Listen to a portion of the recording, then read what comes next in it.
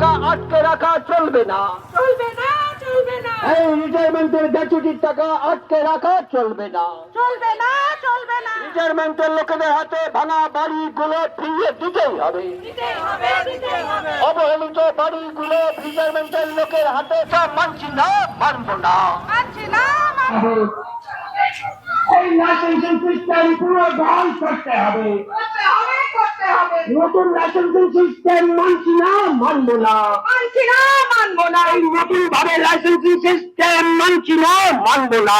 মানছি না, মানবো না। 2008-এর 10 টাকার ভিত্তিতে লাইসেন্সিং সিস্টেম খুলে বহাল করতে হবে। করতে হবে, করতে হবে। 2008-এর 10 টাকার ভিত্তিতে লাইসেন্সিং সিস্টেম খুলে বহাল করতে হবে। করতে হবে, করতে হবে। রিটায়ারমেন্টের দাম বাড়ানোর রক্ত, আগামী নিয়মিত রিটায়ারমেন্টের লোকেদের দাম বাড়ানোর রক্ত, অবিলম্বে খালি কোয়ার্টার রিটায়ারমেন্টের লোকেদের হাতে খুলে দিতেই হবে। গ্র্যাচুইটির টাকা খুলে দিতেই হবে। কর্তৃপক্ষ একটা সময় যারা চাকরি করতেন তাদের বলেছিল যে আপনাদের কোয়ার্টার ছেড়ে যেতে হবে না, আপনারা কোয়ার্টারে থাকুন এবং একটা রেট ঠিক করে ক্যাটাগরি 1 এবং ক্যাটাগরি 2 একটা রেট ঠিক করে 1,05,000 এবং 1,60,000 নিয়ে শুরু করেছিল। তখন কোনো লোকেই বলা হয়নি এটাকে অন্য কোন সিস্টেমে মাইগ্রেট করতে হবে বা আমাদের নতুন করে সিকিউরিটি ডিপোজিট দিতে হবে। এইরকম যখন অবস্থা তৈরি হলো তখন দুর্গাপুর স্টিল প্ল্যান্ট এবং স্টিল প্ল্যান্টের লাইসেন্সিং কোয়ার্টার অ্যাসোসিয়েশন তৈরি করে বিভিন্ন সময় বিভিন্নভাবে আন্দোলন শুরু হয়েছিল এবং ম্যানেজমেন্ট একটা সময় 2024 সালের 13 জানুয়ারি টিএসসি বাধ্য হয়েছিল মেনে নিতে যে ঠিক আছে সিকিউরিটি ডিপোজিট না দিলে কিন্তু আমাদের রেটটা বাড়বে। আমরা বলেছিলাম 2015, 2023, 2024 স্কিমে আমরা কোনোভাবেই কনভার্ট হবো না। তো সেই আন্দোলন এখনো চলছে। আমরা দেখতে পাচ্ছি অ্যাসোসিয়েশনের পক্ষ থেকে অনেকে এসেছেন।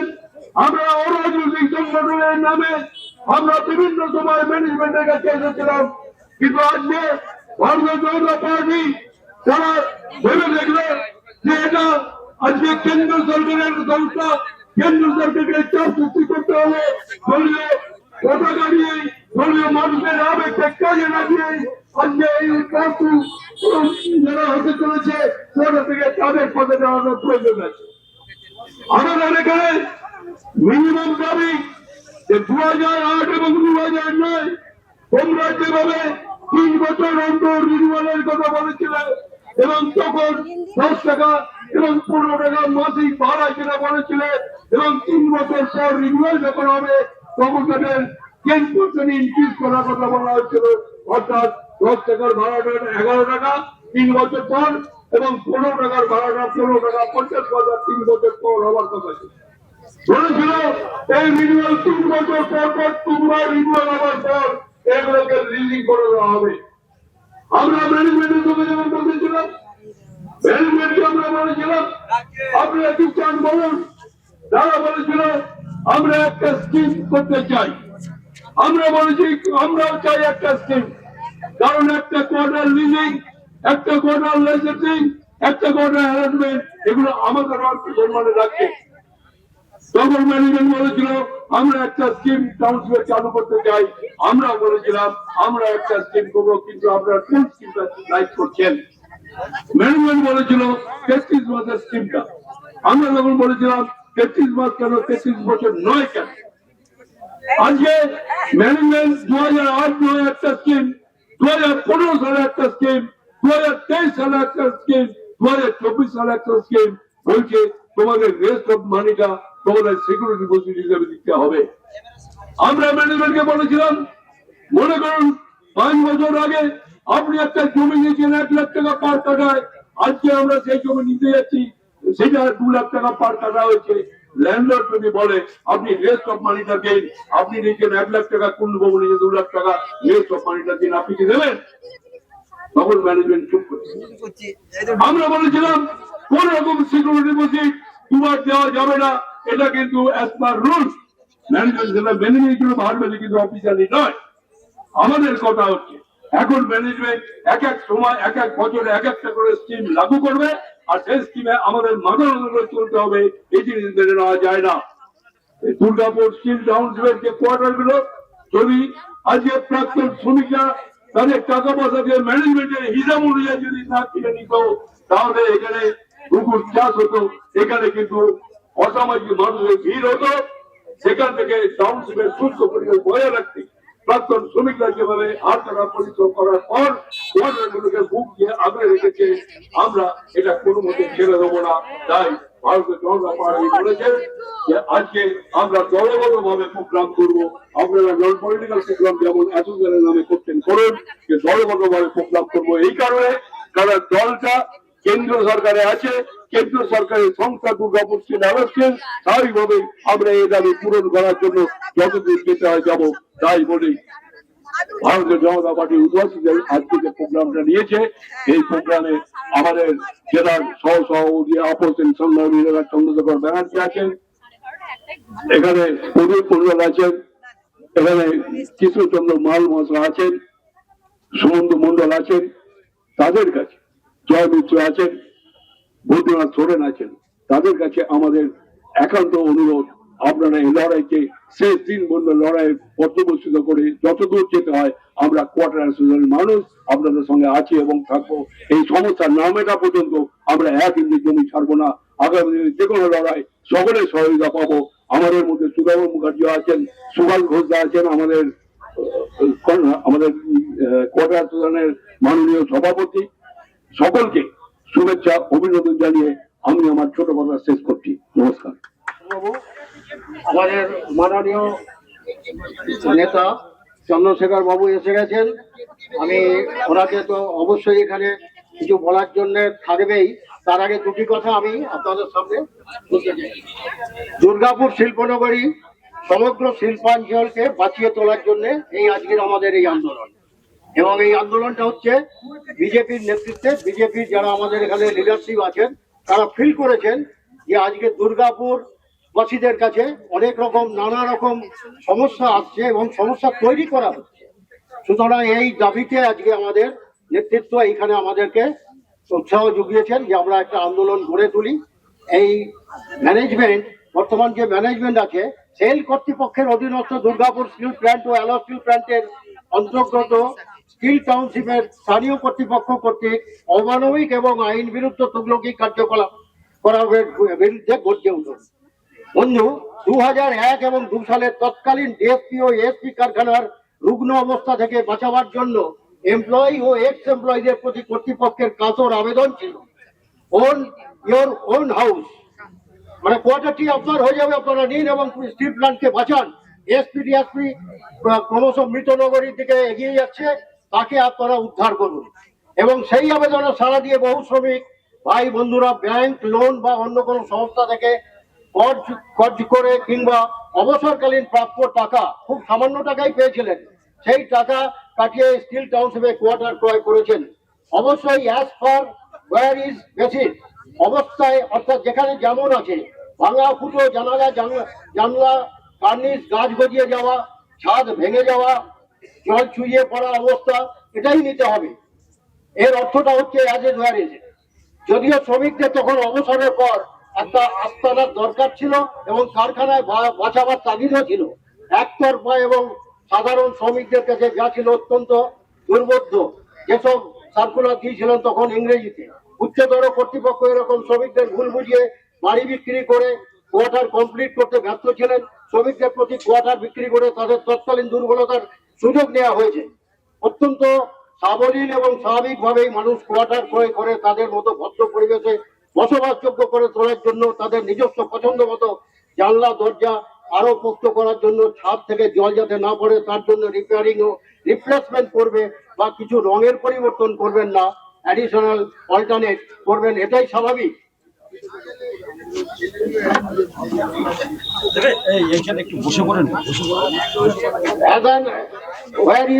মানে যে অবস্থা আছে তাই দিতে হবে। তাই কোনো কোয়ার্টারের সামনে বা পিছনে বা সাইডে পূর্ববর্তী অ্যালটমেন্ট যিনি এমপ্লয়ি ছিলেন, সেই সেটা অ্যাটাচ গ্যারেজ থেকে রুম, সেটাও তার আওতায় গ্রহণযোগ্য বলেই গ্রাহ্য করা হয়। না হলে তো বিক্রির সময় কর্তৃপক্ষ গ্যারেজ ভেঙে তৈরি করতে পারতেন। বিক্রি করার সময় সেই গ্যারেজটা তারা ভাঙেননি কেন? কেন সেই এমপ্লয়ের ঘাড়ে ওটা চাপিয়ে দিয়েছেন? তাকেও তো ভাঙতে হবে পয়সা খরচ করে। উপরন্ত দীর্ঘ কর্মজীবনের পরিবেশে অবসরকালীন একটি বা দুটি কামরা বেডরুম কোনো পরিবারের কাছেই গ্রহণযোগ্য বিবেচিত নয়। সংসারের রীতি অনুযায়ী সংসারের সদস্য সংখ্যা বর্ধিত হয়, তাই প্রয়োজন মোতাবেক অ্যাডিশনাল অল্টারনেশন করতেই হয়। আজ 23-24 বছর বসবাস করার পর বৃদ্ধ বয়সে আমাদের প্রত্যেকেরই এখন বয়স হয়ে গেছে, ছেলে পুলে সংসার হয়েছে, বড় হয়েছে, কারোর কাছে এই ন্যূনতম কর্তৃপক্ষ এসে অচিত পর বৃদ্ধদের উপর এটা ভাঙা ওটাও চলবে না, বুল্ডোজার আসবে বলে অমানবিক একটা আচরণ সৃষ্টি করছেন এবং ভয়ের আতঙ্কের পরিবেশ সৃষ্টি করছেন। এরা বিভাজন করেছেন। কিভাবে বিভাজন আপনাদের বলছি। প্রথমত একটা ফেস দেওয়া হয়েছে স্কিল কোঅপারেটিভ নাম করে, অত্যন্ত ভালো উদ্যোগ, ভালো করেছেন। তাদেরকে জমি দিয়েছেন কিছু টাকার বিনিময়ে, তারা 1 তলা 2 তলা 3 তলা বানিয়েছেন, ব্যবসা বাণিজ্য করতে পারছেন। সেফকো টাউনশিপও তাই। তাহলে কোয়ার্টার যাদের দিলেন তারা বঞ্চিত হবে কেন থেকে? তারা তো 60-65 সালের কোয়ার্টার আজকে দীর্ঘ 50-60 বছর বয়সের ওই ভাঙাচোরা কোয়ার্টার কিনে বসবাসের উপযোগী করেছেন। তাদের উপর এই বুল্ডোজার আপনি কেন চালাবেন? তখনকার দিনের কথা আজকে এই আপনারা জানেন না, কিন্তু আমরা জানি। তখন আপনাদের একটা ইডি ছিল, আজকে আপনাদের 50টা ইডি হয়েছে, প্রত্যেকের গাড়ি হয়েছে, আরাম কেদারায় আপনারা শুয়ে আছেন। কিন্তু তখন যারা এই দুরবস্থা ছিল, এই দুরবস্থা কাটিয়ে তাদের ঘাম রক্ত দিয়ে স্টিল প্ল্যান্টকে গড়ে তুলেছিল, আজকে তাদের উপর আপনি বুলডোজার চালাচ্ছেন, তাদের বাড়িতে লোক পাঠাচ্ছেন। পাড়ার ঝামেলা দুয়ারে সরকার লাগিয়ে পাড়ার ঝামেলা আপনি করছেন দুয়ারে এভিকশনের গাড়ি লেটার নিয়ে। কেন করাবেন? এখানে আইন আছে, শৃঙ্খলা আছে, পুলিশ আছে, প্রশাসন আছে। যদি কোনো বাড়ির আশেপাশে কোনো গন্ডগোল হয় তারা এটা দেখবে, আপনি কেন নিয়ে যাবেন লেটার বাহিনী? সবচেয়ে বড় কথা, এরা বিভাজনের যে সৃষ্টি করেছে, আমাদের মতো লাইসেন্সিং লিজিং এইটা করে পরবর্তী যারা এখানে কোয়ার্টার পেয়েছেন তাদেরকে লিজিং এর লাইসেন্সির নাম করে একটা অসহনীয় বন্দোবস্ত করে দিয়েছেন, যেটা তাদেরকে এখন রিনিউ করা হচ্ছে না এবং অত্যন্ত কড়া হারে তাদের কাছে দাবি করা হচ্ছে। এটা আমরা মানছি না। আমরা চাই যেসব শ্রমিক একসাথে কাঁধে কাঁধ মিলিয়ে এই ডিএসপি কে রক্ষা করেছি তারা সকলেই একই স্ট্যাটাস থাকুক। কেন আপনি পড়াশোনা রোডে একটি জমি দিয়েছিলেন? কি অঙ্কে দিয়েছেন আজকে ব্যবসায়ীদের? তারা 2 তলা 3 তলা বাড়ি বানিয়ে সেখানে ব্যবসা করছে। কজন সাইল এমপ্লয়ি আছে ওখানে? আপনার স্বেচ্ছাচারিতা, এটা মেনে নেবো না। আজকে আমাদের বয়স হয়েছে, কিন্তু আমাদের নেক্সট প্রজন্ম আছে, তারা কিন্তু আজকে রুখে দাঁড়াবে আপনাদের এগেন্সে। আপনারা এই স্বেচ্ছাচারিতা করবেন না, এটা বন্ধ করুন দয়া করে। এছাড়া আমাদের দাবি থাকবে, আমাদের লিজিং লাইসেন্স সব এক করে দিতে হবে, একই স্ট্যাটাস তৈরি করুন। আপনি যে বিভেদ তৈরি করছেন টাউনশিপের ভেতর, আপনি বিভেদ এখন তৈরি করেছেন নতুন করে। আপনার পাশে একজন এলো রানিং এমপ্লয়ি, সেই এমপ্লয়িকে মদত দেওয়ার জন্য আপনি একজন যিনি কিনেছেন তার প্রতি দুর্ব্যবহার করছেন, তার বাড়ি তার স্ট্যাটাস দিয়ে প্রশ্ন করছেন তার পরিবারের সামনে। এটা চলতে দেবো না আমরা। মনে রাখবেন, আজ আপনি আছেন, কালকে থাকবেন না। কিন্তু আমরা এখানে স্থানীয় কোয়ার্টার্স কিনে আমরা স্থানীয় বাসী হয়ে গেছি। আমাদের পেছনে অযথা আপনারা এই দুর্ব্যবহারটা করবেন না। চোখ বন্ধ করেছিলেন কেন? 2002 সালের পর থেকে যেসব বাড়ি তৈরি হয়েছে তখন থেকে কেন সার্কুলার ট্রেন নেই হোয়াইট ভাবে যে আপনারা বানাতে পারবেন না? কেন সেটা বন্ধ করেননি? তা তো আজকে অনেকেই এই শ্রমিকরা আজকে লাখ লাখ টাকা খরচা করতো না নিজেদের থাকার ব্যবস্থা করার জন্য। আপনারা আমাদেরকে বিভ্রান্ত করেছেন, এই বিভ্রান্ত করা বন্ধ করুন। এবং লাস্টে সবার সাথে আমরা বলতে চাই, লিজ ও লাইসেন্সিং এক পন্থীতে আনতে হবে। লিজিং প্রথা করে লাইসেন্সিং যে যাদের দিয়েছেন তাদেরকে লিজিং প্রথায় কনভার্ট করুন। এবং টাউন সব দোকান বস্তি যেসব আছে দীর্ঘদিন তাদের বসবাস করছে এবং আমাদের সেবা করে যাচ্ছে, তারা আমাদের প্রয়োজনে অপ্রয়োজনে তারা আমাদের পাশে থাকছে। আপনি জানেন, চণ্ডীদাস বাজারকে আপনি এক সময় আনঅথরাইজ ডিক্লেয়ার করেছিলেন, সেখানে ওই ঝুপড়ি দোকান ব্যবসাদারটা ছিল। আজকে কেন তাদের অথরাইজ করেছেন? অথরাইজ তো তারা হয়েছে, আমরাও এটা চাই। যারা যেখানে যেমন আছেন, কারোর বিরুদ্ধচারণ আমরা এখানে করতে আসিনি। আমরা যারা আছি সকলে মিলে একসাথে এই দুর্গাপুরবাসী শিল্পাঞ্চলে আশেপাশে যেসব আছে তাদেরকে আপনারা পুনর্বহাল দিয়ে এখানে যাতে থাকতে পারে তার একটা ব্যবস্থা করুন। আমরা একত্রিত ভাবে দুর্গাপুরকে যাতে সাজিয়ে তুলতে পারি, দুর্গাপুর যাতে আমরা দুর্গাপুরবাসী সুখে শান্তিতে থাকতে পারি, এইটা প্রচেষ্টা করুন। কেন আজকে রাস্তা ভাঙা? এই দুরবস্থা আমি আজকে 50 বছরে দেখিনি। আপনি সেদিকে তো তাকাচ্ছেন না। দুর্গাপুরকে নরক বানিয়ে ছেড়েছেন। একটা পার্ক, ছাদের পার্ক হয়েছিল, সেটা কেন বন্ধ রেখেছেন? কি কৈফিয়ত দেবেন আপনি? আপনি আপনার কর্তব্য পালন করুন, প্রোডাকশনের দিকে তাকান। প্রোডাকশন ভালো বাঁচলে দুর্গাপুর বাঁচবে, আমরা বাঁচবো। জয় হিন্দ, বন্দে মাতরম, ভারত মাতা কি জয়, বিজেপি জিন্দাবাদ। আর সত্যের সন্ধানের থেকে বিজেপি থেকে কেন বিজেপির আজ বিরোধিতা করা হচ্ছে? এটা বিজেপি নয় তো, এটা কে বলেছে বিজেপি? এটা সরকারি প্রতিষ্ঠান, আচ্ছা, ভালো করে বুঝতে হবে। এই টিএ বিল্ডিংটা কার? টিএ বিল্ডিংটা সরকারের, এটা সাধারণ মানুষের। সরকার মানে সাধারণ মানুষের। আচ্ছা। আর সাধারণ মানুষের যদি এনার সাধারণ মানুষকে যদি বিপদে ফেলেন, তাহলে সাধারণ মানুষের প্রতিনিধি হিসেবে আমরাও যাব, আমরাও আসবো। আমরা সাধারণ মানুষের হয়ে সাধারণ মানুষের প্রতিনিধি হিসেবে এখান থেকে প্রশ্ন করতে এসেছি, কেন 10% যে কথাটা টাকা বাড়ানোর কথা ছিল, সেটা কেন আপনারা 110% বাড়ালেন? কেন আপনারা 150% টাকা বাড়ালেন? কেন? এই প্রশ্নটা আমরা করতে এসেছি। যখন এখানে ডিএসপির প্রচুর কোয়ার্টার আছে, সেই কোয়ার্টারগুলোকে দখল করে নিয়েছে।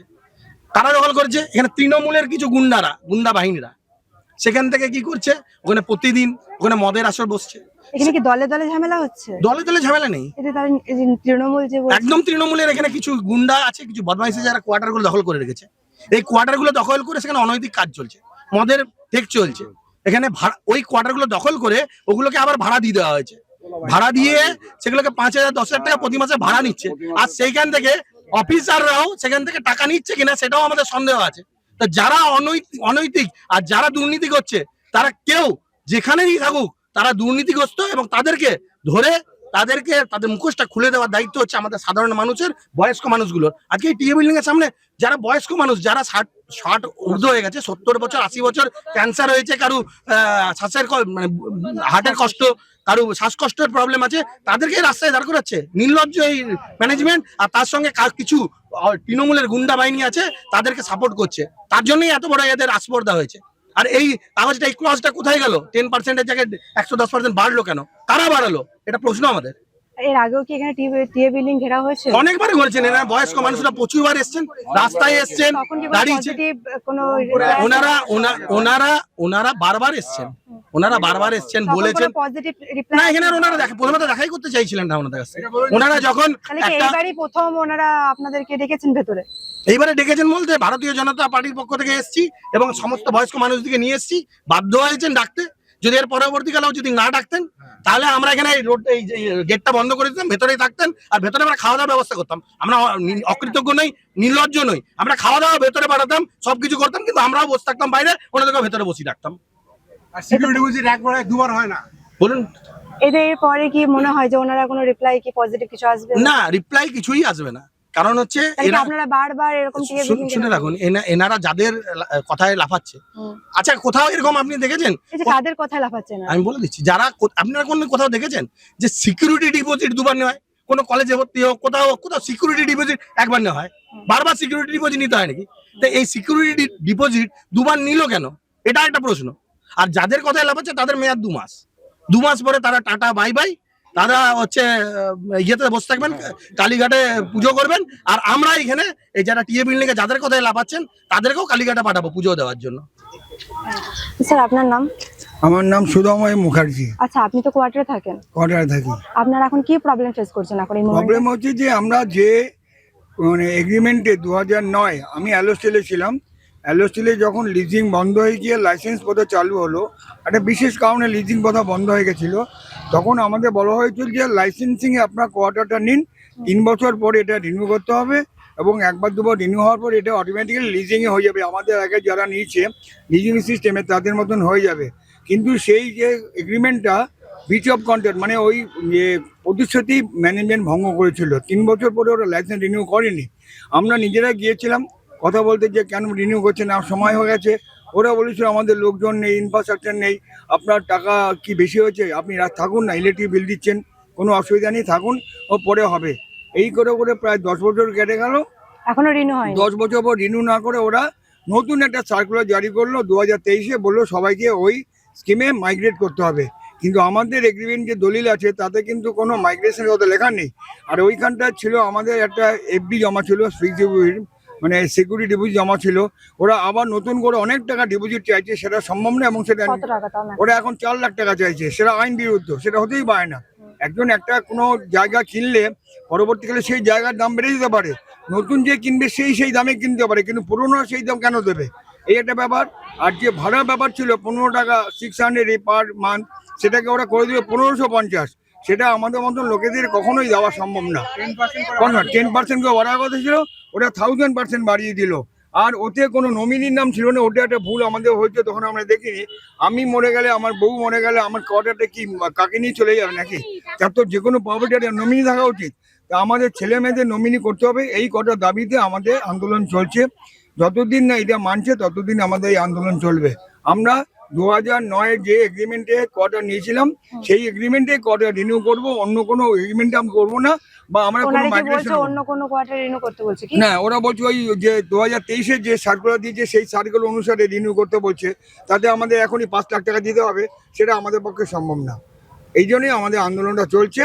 এবং আমাদের এখন লেটেস্ট দাবি যে আমাদের আগে যখন লিজিংয়ে দেওয়া হয়েছিল, সেটা অজ্ঞাত কোনো কারণে বন্ধ হয়েছিল।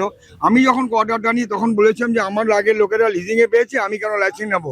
আমাকে তখন চিফ পার্সোনাল ম্যানেজার নিজে বলেছিলেন, মুখার্জুবু আপনি লাইসেন্সে নিয়ে নিন, এটা 2-3বার রিনিউ করে অটোমেটিক্যালি লিজিং হয়ে যাবে, আপনার চিন্তা নেই। এখন আপনি বলেননি তো এখন তো রিনিউ হচ্ছে না, এখন তিনি তো এখন রিটায়ার করে গেছেন আমার পরে। তিনি এখন যারা নতুন আছে ওরা বলছে না হবে হবে হবে হবে করে কাটিয়ে দিয়েছে। এখন নতুন যারা আসছে তারা একটা কোনো অভিসন্ধিনী চলছে, চক্রান্ত করছে যে এদেরকে কোয়ার্টার থেকে বার করে দেওয়া যায় কিনা টাকা পয়সার চাপ দিয়ে। এই যে ব্যাপারটা চলছে, আমরা এর বিরুদ্ধে আমাদের আন্দোলনটা। আমরা কোনো মতেই অন্য কোনো এগ্রিমেন্টে যাবো না, কারণ ওটা কোনো লেখা নেই। আমাদের যে কাছে দলিল আছে সেই দলিলে লেখা নেই যে কোনো রকম মানে মাইগ্রেশন হতে পারে, এই কথা উল্লেখ করাও ছিল না। সুতরাং আমরা সেটা মানব না। ঠিক আছে স্যার। ওনারা টিএ বিল্ডিং থেকে বেরিয়েছে, তো ওনাদের কাছ থেকে জেনে নিন ওনারা টিএ বিল্ডিং থেকে অ্যাকচুয়ালি কি বলা হয়েছে।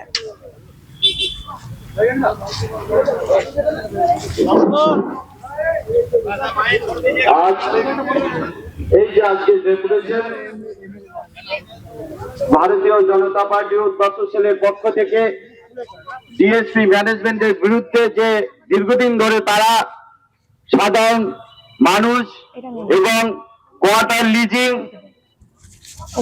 ও লাইসেন্স তাদের প্রতি যেভাবে করে দুর্ব্যবহার করেছে, বস্তিবাসীদের সাথে যেভাবে দুর্ব্যবহার চলছে, দোকানদারদের সাথে যেভাবে দুর্ব্যবহার চলছে, তার প্রতিবাদে আজকে আমরা সিজিএম স্যারের সাথে আমরা দেখা করেছি। এই প্রত্যেকটা আমরা চাই উনি প্রত্যেকটা পদক্ষেপ মেনে চলবেন। আমরা জানিয়েছি যারা লিজ বা কোয়ার্টার নিয়েছেন, লাইসেন্সে যারা কোয়ার্টার নিয়েছেন, ছাদ ভেঙে পড়ছে, তারা বাড়ি মেরামত করবে। ছাদ মেরামতের কথা লাইসেন্সে লেখা নেই, লিজে লেখা নেই, ছাদ মেরামত কে করবে? আমরা বলে দিয়েছি এরপর থেকে কোনো ধরনের কোনো বাড়িতে গিয়ে অত্যাচার করা যাবে না, গাড়ি নিয়ে সিআরপিএফ নিয়ে উপস্থিত হবেন, এটা করা যাবে না। 2 নম্বর আমরা বলেছি যে লাইসেন্স যেটা আছে 10 টাকা করে যেটা ধার্য করা হয়েছে, সেটা কখনো 1100 টাকা মূল্য হতে পারে না, এটা আপনারা করতে পারেন না। এবং এর সাথে সাথে আমরা হুমকি দিয়েছি, আমাদের ভাইস প্রেসিডেন্ট বলেছেন যে সকল অফিসারদের যোগসাজশ করে যাবেন, দেখে দেখে বিজেপির লোকদের প্রতি নোটিশ দেবেন, যারা টিএমসি লোক আছে তাদের কোয়ার্টার প্রতি নোটিশ দেবেন না, আপনাদের কিন্তু ট্রান্সফার হবে। এটা কিন্তু আমরা বলে যাচ্ছি এখানে ভারতীয় জনতা পার্টির পক্ষ থেকে। চাকরি করতে এসছেন, সুস্থভাবে চাকরি করুন। আপনার চাকরিতে আমরাও চাই যে সফলভাবে আপনি আপনার দায়িত্ব পালন করুন, কিন্তু পালন করতে গিয়ে মানুষের প্রতি অত্যাচার করবেন না, এটা কিন্তু আমরা চাই না। 3 নম্বর আমরা বলেছি কোন কোয়ার্টার পেনশনার কোয়ার্টার দেবেন বলে আপনারা তাদের টাকা আটকে রাখবেন, তাদেরকে জোরে নোটিশ করুন যে কোয়ার্টার এখন পাবেন না, তাদের টাকা সুদ সময় ফেরত দিন। এবার তাদের প্রাপ্যের টাকা কোয়ার্টার পাবেন বলে মানুষকে চাইবে, কোয়ার্টার তারা নেবে, কিন্তু তাদেরকে পেনশন লিজের টাকা ফেরত দিন। 3 নম্বর আমরা বলেছি যে ঝুপড়িগুলো রয়েছে, টাউনশিপের মধ্যে অনেক ঝুপড়ি রয়েছে। দুঃখের ব্যাপার হলো এই যে ম্যানেজমেন্ট রয়েছেন, নিজেদের মাইনে যদি কম হয়ে যায় তারা তো এখানে চাকরিটা করবেন না, কিন্তু যে মৌলিক অধিকার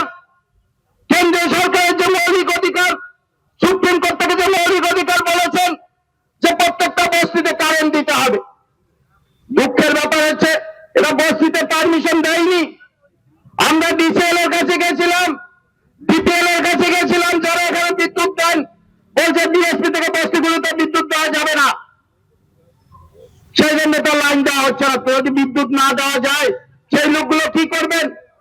আপনারা যবে থেকে চাকরি করছেন তার অনেক আগে থেকে এই বস্তিগুলো বসে আছে টাউনশিপের ভিতরে, তাদেরও অবদান আছে ডিএসপি কাছে কাজ করা, তাদের ছেলেমেয়েরাও ডিএসপি তে কাজ করে, তাদেরও অবদান আছে আপনার বাড়ির কাজ, কিন্তু বিষয় বস্তিবাসী তাই করে, এইটা আপনাদের ভাবা দরকার, সেটা কিন্তু আপনারা ভাবেন না, এটা ভাববেন।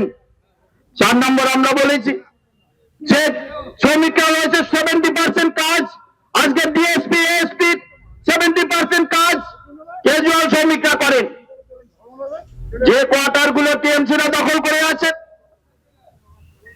সেই কোয়ার্টার গুলো আপনাদের কাছে লিস্ট রয়েছে, ফাঁকা কোয়ার্টার রয়েছে, সেই কোয়ার্টার গুলো শ্রমিকদের দেওয়া হোক নির্দিষ্ট ভাড়ায়।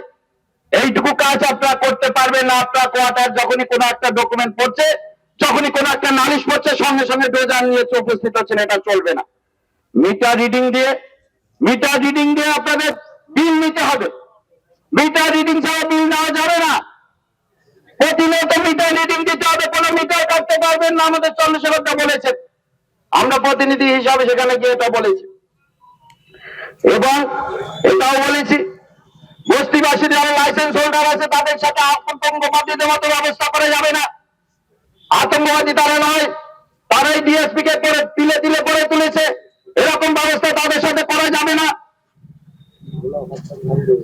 এবার টাউনশিপের রাস্তা ঠিকঠাক করতে হবে, দোকানদারদের, যেসব দোকানদাররা বসে আছে তাদের সাথে নতুন করে তাদের সাথে এগ্রিমেন্ট করতে হবে, তাদেরকে ভাড়ার ব্যবস্থা করতে হবে, তাদেরকে ইলেকট্রিক লাইসেন্স দিতে হবে, ইলেকট্রিকের কানেকশন দিতে হবে, এইটা আমরা জানিয়েছি। তাই বন্ধু, আপনার আশায় বাদ বাঁধুন, ভারতীয় জনতা পার্টি যতদিন আছে এবং এই টাউনশিপের দুরবস্থা হতে দেবে না, ম্যানেজমেন্ট হুঁশিয়ার থাকুক, এই কথা বলে আমি আমার বক্তব্য শেষ করছি। ভারতীয় জনতা পার্টি জিন্দাবাদ, বন্দে মাতরম, ভারত মাতা কি জয়।